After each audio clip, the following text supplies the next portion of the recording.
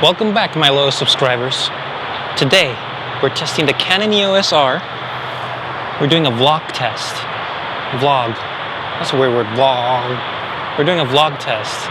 And I'm using the Tamron 17 to 35 2.8 to f4. It's a variable lens, but at the widest, which is 17, we've got a nice 2.8 to blur the background.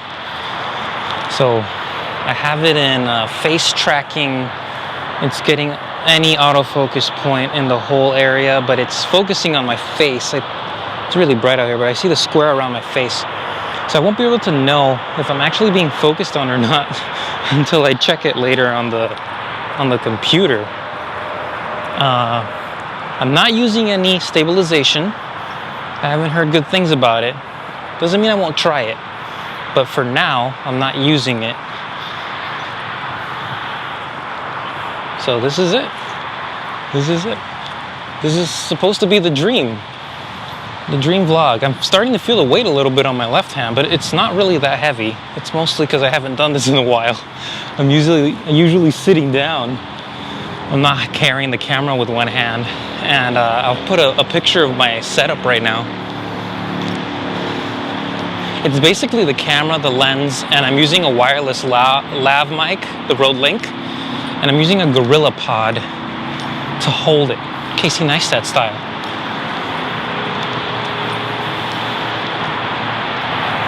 So, you can be the judge of how well it's focusing on me. I'm looking at myself through the flippy screen, which is the dream again. But let me show you some samples in 4K and 1080p. So right now we're doing 1080p. I'm doing 1080p so that we can actually get the 17 millimeter perspective, which is fairly wide. But I'm gonna switch over to 4K and see how it looks. Let's do that. You can totally see the massive crop. This is in 4K. I'm still at 17 millimeters, but I think the 1.7 puts it at around 28, which isn't terrible. I've vlogged with the 28 before on my Tamron with my Sony a7 III, but compared to the 17, this looks a lot less vloggy. But I don't know. I think it depends. If your workflow incorporates 4K and you want to match 4K, I guess you're gonna have to go a little wider to do a vlog like this. But if you're fine with HD, like me, I'm just staying with the HD for now. I don't want to deal with 2+ gigabyte files when all I'm doing is for YouTube right now. You know, if it's something more professional, obviously you want the higher 4K so you can have more flexibility in the editing. But this is a pretty intense crop, and it looks like it's focusing pretty well on my face. I can be on different sides of it. Like right now, I have long arms, so that helps. So as you can see, I'm fully extended. It allows for the crop to not seem as bad, but this is how I was holding it before, and it's pretty intense crop. So I'm gonna switch it back now. I like it better at the HD.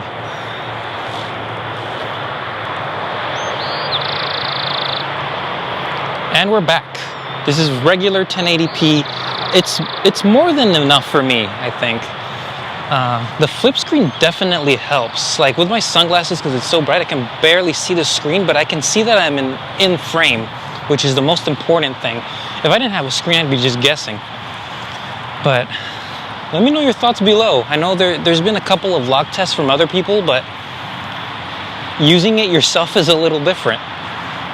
I'm pretty happy with it. I don't think the shake is too bad from what I see right now. I'm gonna be taking out more videos. I want to test out the camera in photo mode to see how well it is with stills using my other lenses, like this lens itself, the 51.4, and the Sigma, the Sport, the new one, 70 to 200 2.8. From what I've seen so far, I have no complaints. This camera is really good, and I'm definitely excited to incorporate it into my portraiture and weddings. So, and now that I can use it for recording myself, it's super versatile. So I'm really enjoying the EOS R. I have to admit, I was really disappointed with the specs when it first came out. But I'm realizing it does what it needs to do. It's kind of hard to compare it when you have a Sony with so many features, you know? But it's just the usability. Lots of people are noticing that as well. And I agree, it's a great camera, I have no complaints. This is at 17. This lens works excellent adapted. I'm using it for video, so for photo it's gonna be no problem. The 17-35 is a good alternative to the 16-35 that costs a lot more. This is a very budget-friendly lens, so I highly recommend it if you haven't tried it out. And I released a video a couple weeks ago showing it on my Sony camera, and it works great. So stick around, I'll have more videos coming soon showing the stills, mainly for portraiture, with other lenses on the EOS R adapted Canon glass. It's Canon with Canon glass, whatever. But it's adapted, you know what I mean, not RF. Thanks. All right, we're doing one last test. This time is with the IS on. I'm not sure how it works. I know it's just digital, but I'm gonna have to check this out later in post to see if it's actually better or not. But this is a quick test of the IS, not enhanced, the regular one.